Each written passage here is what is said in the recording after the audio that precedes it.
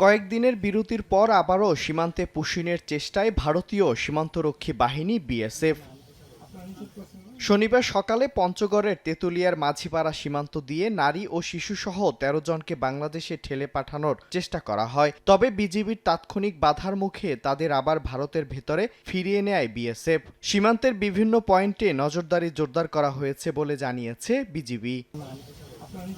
এদিকে জয়পুরহাট সদরের ভুটিয়াপাড়া সীমান্ত দিয়ে ভারত থেকে ৫ জনকে বাংলাদেশে পুশিনের চেষ্টা করে বিএসএফ। তবে গ্রামবাসী ও বিজিবি তৎপরতায় সে চেষ্টা ব্যর্থ হয়। পরে ভুটিয়াপাড়া সীমান্তের পশ্চিম রামকৃষ্ণপুর এলাকা থেকে ২ নারী সহ এক বৃদ্ধকে আটক করে বিজিবির কাছে হস্তান্তর করে গ্রামবাসী।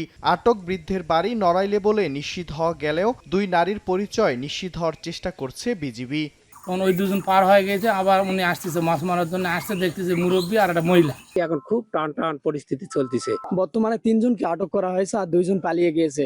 লালমনিরহাটের পাটগ্রাম সীমান্তেও ৩ নারীকে বাংলাদেশে পুশিনের চেষ্টা করেছে বিএসএফ। তবে বিজিবি তাদের চেষ্টা ঠেকিয়ে দিয়েছে। বর্তমানে ওই ৩ নারী ভারতের অভ্যন্তরে সীমান্ত থেকে প্রায় ১৫০ গজ দূরে অবস্থান করছেন বলে জানিয়েছে বিজিবি। মিরন আহমেদ, সময় সংবাদ।